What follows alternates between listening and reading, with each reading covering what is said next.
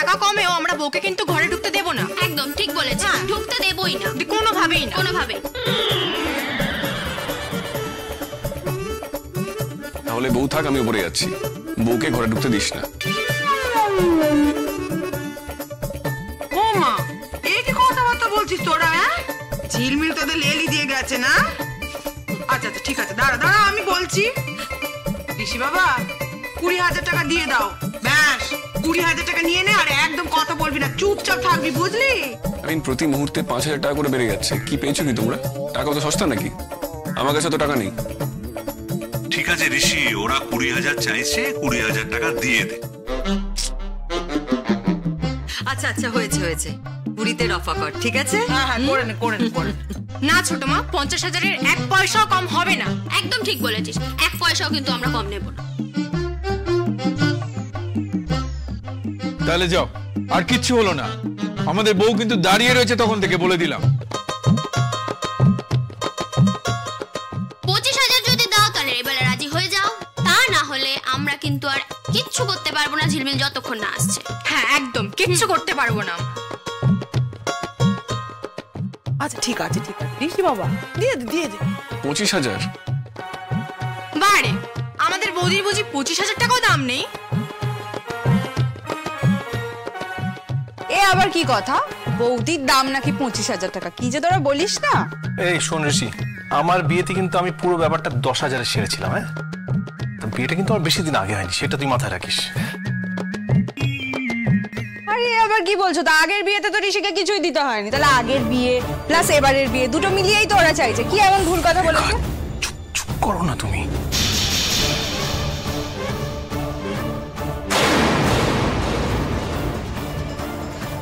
এই রে, sorry sorry, আর বলবো না, আর কিছু বলছি না আমি। বৌদি ভাই, একের সময় মনে হয় তুমি ইচ্ছে করে আমাকে অপ্রস্তুত করবে বলে এইসব কথা বলো। আমি জানি না তোমার কি লাভ হয়। না না ঋষি, আমি ইচ্ছে করে বলিনি, আমার মনে ছিল না তাই বলে ফেলেছি। এতদিন তুমি চুপচাপ ছিলে, এখন তো দেখছি তোমার মুখে বেশ কথা আছে। নতুন বউ, এখনো বাড়িতে ঢুকতে পারোনি আর আমাকে কথা শোনাচ্ছ? ঠিকই তো বলেছে, তুমি বারবার এরকম আঘাত করে কথা বলো কেন? ও তো একটা মেয়ে, ওর তো খারাপ লাগবেই। তুমি কেন সেটা বুঝতে পারো না বলো তো?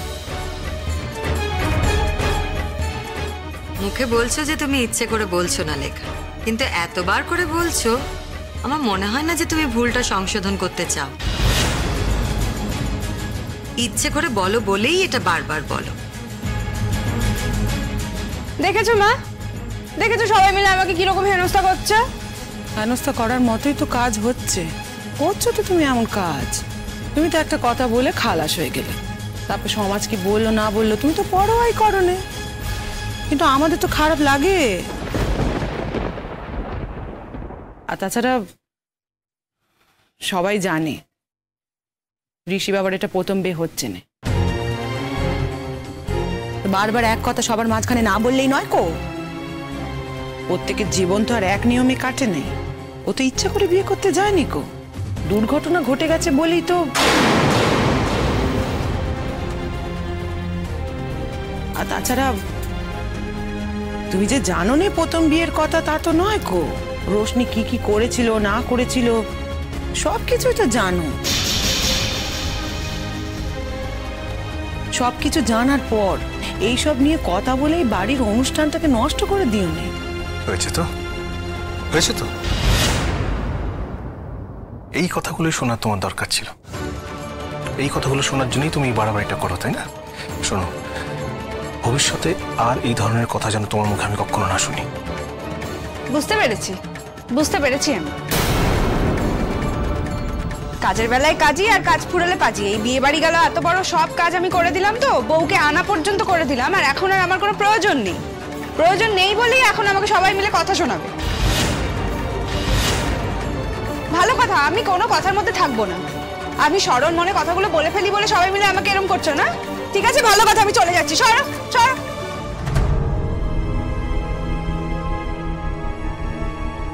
মা, তুমি কিছু মনে করো না মা, ও ওই রকমই হঠাৎ হঠাৎ এইসব কথা বলে ফেলে, আবার ভুলেও যায়। কিছু মনে করো না তুমি। ওরে তোরা দাঁড়িয়ে আছিস কেন? কি সব টাকা পয়সা নিবি চাইবি করে ফেল। কই টাকা দাও।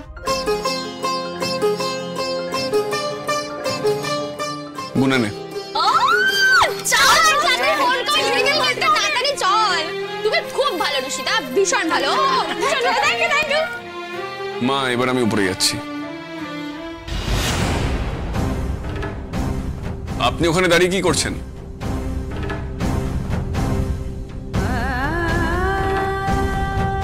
বৌমা এবার এই দুধে আলতা থালায় পা ডোবাও, পা ডুবিয়ে কাপড়ের ওপর দিয়ে আস্তে আস্তে বাঁ পাটা আগে ফেলবে, হ্যাঁ, তারপর আস্তে আস্তে ঘরের ভেতরে ঢোকো।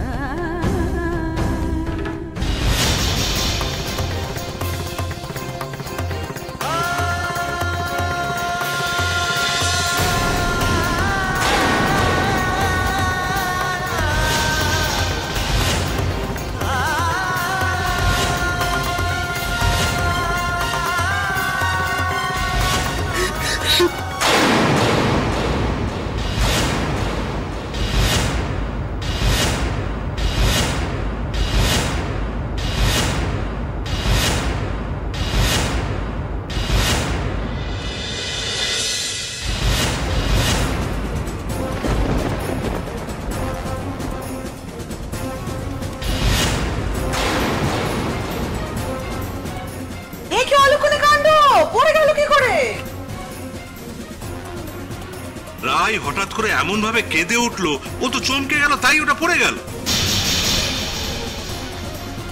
কিছু মনে করো না, আমি নিজেকে সামলাতে পারিনি। আসলে কিছুদিন আগে এভাবেই তো আমার মেয়ে বাড়িতে ঢুকেছিল।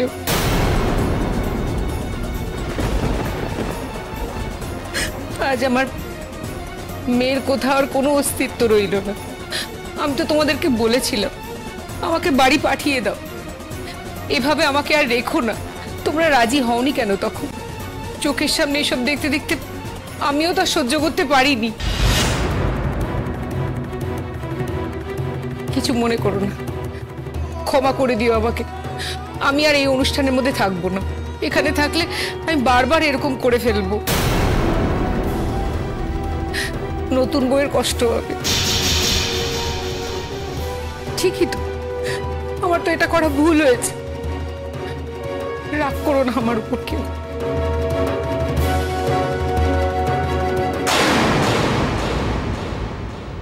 কি চেয়েছিলে তুমি?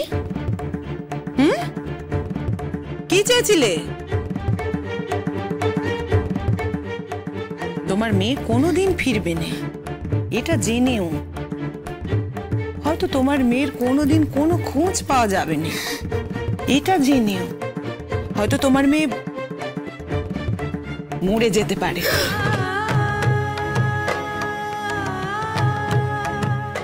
এটা জেনেও। আমাদের ছেলে তোমার মেয়েকে নিয়ে ধ্যান করবে, সে বিভাগী হয়ে যাবে, সংসার করবে না, সংসারে মন দেবে না। কি ভাবছো বলো দেখিনি তুমি মনে মনে? এটা হলে খুশি হতে? তুমি বুঝবে না দিদি, আমি তো একজন মেয়ের মা। আমি জানি আমার কতটা কষ্ট হচ্ছে।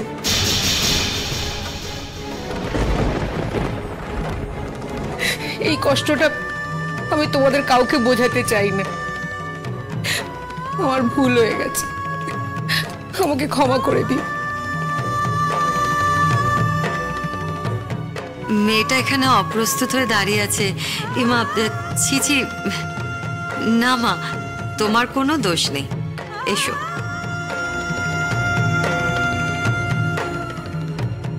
না না, এসবে কিচ্ছু হয় না। তুমি যদি মনে করো যে একটা ঘটনা ঘটে গেল বলেই সবকিছু অলক্ষণে হয়ে গেল, তা কিন্তু নয়। সবটাই মনের উপর নির্ভর করে। এক কাজ করো, এগুলো সব মুছে নেওয়ার ব্যবস্থা করো কাউকে দিয়ে। রাইট, চলে গেলে তো হবে না, এগুলোকে মুছো, পরিষ্কার করো এগুলো। আমি এক্ষুনি মুছে দিচ্ছি ছোটদা। সব কিছুতে বাড়াবাড়ি। আমাদের কোনো আনন্দ অনুষ্ঠান সম্পূর্ণ করতে দেবে না। প্রত্যেক মুহূর্তে এই বাড়ির অতীতটাকে তুলে নিয়ে আসবে, যাতে এই মেয়েটা ঠিক করে সংসার করতে না পারে, শান্তিতে না থাকতে পারে। আমি অনেকদিন আগেই বলেছিলাম যে ওকে বাড়ি পাঠিয়ে, তোমাদের মানবিকতার জন্য ওকে তোমরা বাড়ি পাঠালেন। ঋষিরও বাড়াবাড়ি। তোকে কবে বলেছি ওকে বাড়ি পাঠিয়ে তুই শুনতে চাইলি না আমার। দেখ ঋষি, আমি তোকে একটা কথা বলছি, টাকা পয়সা যা লাগে টাকা পয়সা দিয়ে ওকে বাড়ি পাঠিয়ে। দেখ তোকে আমি একটা কথা বলি, তোর একটা নতুন জীবন শুরু হচ্ছে, সেখানে তোর আগের বউয়ের মাকে এই বাড়িতে রাখার কোনো প্রয়োজন নেই। আমি চাই না তোর নতুন জীবনটা কোনোভাবে নষ্ট হোক। আমার কথাটা শোন, আমি এটা পরিষ্কার করে তোকে বলে দিলাম।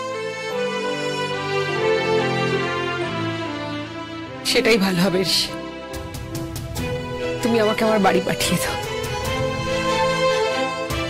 এই বাড়িতে থাকলে প্রত্যেক মুহূর্তে আমার মনে হবে যে আমার মেয়ে এখানেই ঘুরে বেড়াতো। এটা আমি কিছুতেই মেনে নিতে পারছি না। দোষ আমার, তোমাদের কোনো দোষ নেই। তুমি যে বিয়ে করেছো সেটা কোনো অন্যায় করনি। আমারও যে আমার মেয়ের কথা খুব মনে পড়ছে, আমিও কোনো অন্যায় করিনি। দোষ তোমারও না, আমারও না। কিন্তু আমার যে এইসব কথা মনে করা উচিত না, এই কথাটাই তো আমি কিছুতেই মনে রাখতে পারছি। তাই আমার এখান থেকে চলে যাওয়াটাই ভালো। ঠিক আছে ঠিক আছে, অনুষ্ঠানটা আগে ভালো মতো শেষ হতে দাও। মেয়েটা এখানে দাঁড়িয়ে রয়েছে, এখন এত সব কথা বলা তো কোনো মানে হয় না।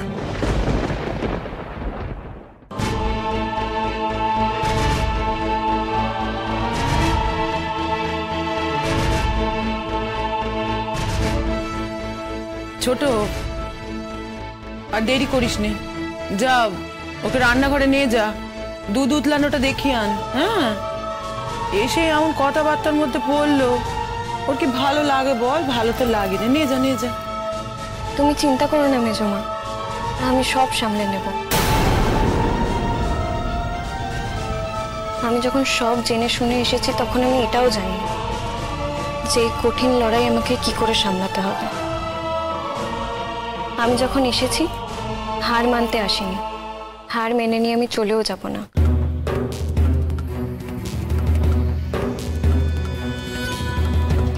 তোমরা ভরসা রাখো আমার উপর।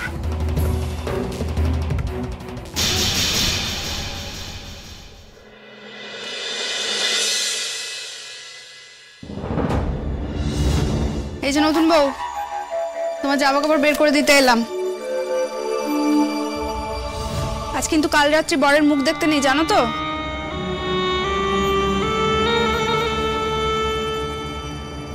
তখন তো খুব টাকস টাকস করে আমাকে কথা শোনালে। নতুন বউয়েরা তো মুখ ভালো না, জানো তো? কথা শোনায়নি দিদি ভাই, যা সত্যি সেটাই বলেছি। সব সত্যি কথা না সবার সামনে বলতে নেই, জানো না? নতুন বউ তো তুমি, একটু নিয়ম মেনে চলতে হয়। এটা ঠিকই আমি নতুন বউ, কিন্তু আমি তো আর কোনো সং নই যে যা খুশি বলবে আর আমি মুখ বুঝে শুনবো। সেটা তো হয় না দিদি ভাই। যদি কিছু বলার থাকে তাহলে তো বলতেই হবে, তাই না? ও বাবা, তোমাকে যেরকম সোজা সরল মেয়ে ভেবেছিলাম তুমি তো সেরকম একদমই নও। তাহলে বুঝতে পারছো তো আমি খুব একটা সোজা সরল নই। কি করব বলো, অন্যায় কোনো কিছু হলে আমি সেটা মুখ বুঝে মেনে নিই না। আমার স্বভাব এরকমই। যাকে আমি চেঞ্জ করে নেব। তো তুমি কি কিছু খাবে এখন? না গো, এখন একদম কিছু খেতে ইচ্ছা করছে না, পেট একদম ভরা আছে। আচ্ছা, ওই যে ওই আলমারিটা, এই আলমারিটা, এখানে তোমার জিনিসপত্র রেখো। এটা আগে জাহ্নবীর আলমারি ছিল। কি অবস্থা করে রেখেছে বাবা ঋষি জামা কাপড়গুলো, গোছাতে হবে। শোনো, আমি কিন্তু নিজের ইচ্ছাতে কিছু করতে আসিনি। হ্যাঁ, আমার শাশুড়িরা বলেছে তাই জন্য এসেছি। তুমি আবার এসব নিয়ে যেন কথা শুনিও না আমাকে।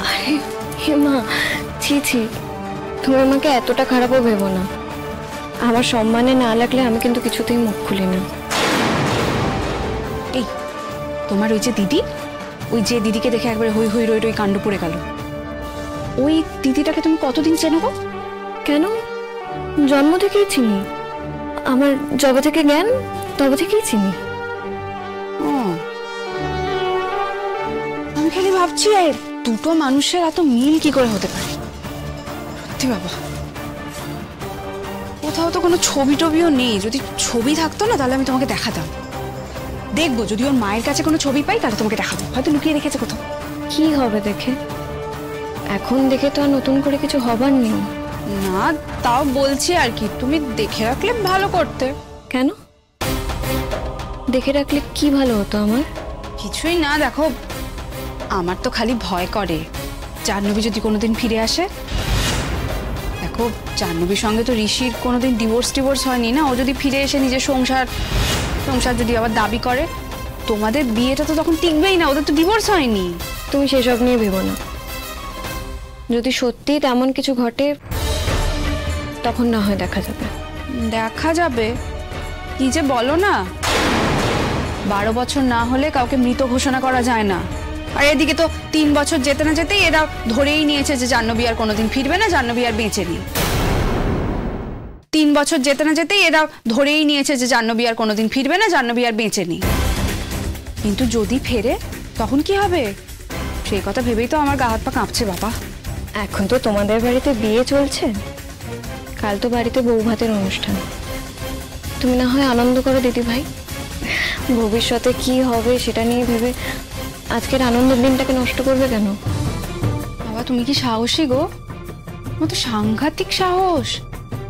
আমি যদি তোমার জায়গায় হতাম না, আমি ভয়ে আধমরা হয়ে যেতাম। তাহলে বুঝতে পারছো আমি সেরকম নই। ভবিষ্যতে কি হবে সেটা আমি ফেস করে নেব। আগে থেকে সেই সব নিয়ে ভেবে তো কোনো লাভ নেই না। তা অবশ্য তুমি ঠিকই বলেছো, সত্যিই তো। এখন থেকে ভাবলে এখনকার দিনগুলোও নষ্ট হবে, আবার তখন তো সব শেষ হয়ে যাবেই। তাহলেই বুঝে দেখো, হাতে যে কটা দিন আছে সে কটা দিনই বা নষ্ট করবো কেন? এই তোমাদের তো খানিকটা লাভ কেস, তাই না? লাভ কেস মানে? বারে আমার দেওয়া তো তোমাকে দেখেই পছন্দ করেছে, তাই না? আর তারপরে তো তোমাদের মধ্যে খানিকটা কথা হয়েছে, তাই তো? ও আচ্ছা, তা যদি বলো হ্যাঁ খানিকটা তাই। এই ও তোমাকে জাহ্নবীকে নিয়ে কিছু বলেছে গো? আমি নতুন বউ, আমি এ বাড়িতে এসেছি, আর তোমার তো আমাকে নিয়ে কোনো কথাই নেই দেখছি। তুমি খালি জাহ্নবীকে নিয়ে পড়ে আছো। না না, আমি সে কথা বলছি না। আসলে জাহ্নবী তো একদমই ভালো মেয়ে ছিল না, খুব ডেঞ্জারাস ছিল বাবা। তুমি হয়তো একটু মুখফর হতে পারো, কিন্তু ওর থেকে অনেক ভালো।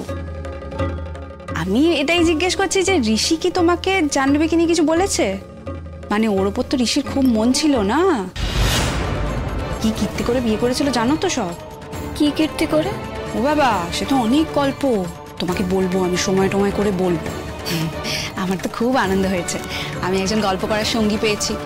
বাড়িতে তো কারোর সাথে সেরকমভাবে কথাই বলতে পারি না, কথা বলতে গেলেই আমাকে চুপ করিয়ে দেয়। বল কেন যে তোমাকে কথা বললেই থামিয়ে দেয় সেটা বুঝেছি। কথা বললেই তো খালি বোকা বোকা কথা বলো, সেই জন্য আমার খুব দুঃখ। আর বলো না, বরের সঙ্গে যে কথা বলবো ভালো করে কথাই বলে না। 4টে কথা বলি শোনে, 5 নম্বর কথাতেই বলে চুপ করো। আমার খুব আনন্দ হচ্ছে গো, আমি একটা কথা বলার সঙ্গী পেয়েছি। আমাকে যেন আবার তুমি চুপ করিয়ে দিও না, তোমার সঙ্গে যেন আমি সব কথা শেয়ার করতে পারি। আচ্ছা দিদি ভাই, তোমার কাছে কি জাহ্নবী ছাড়া স্টকে আর কোনো কথা আছে?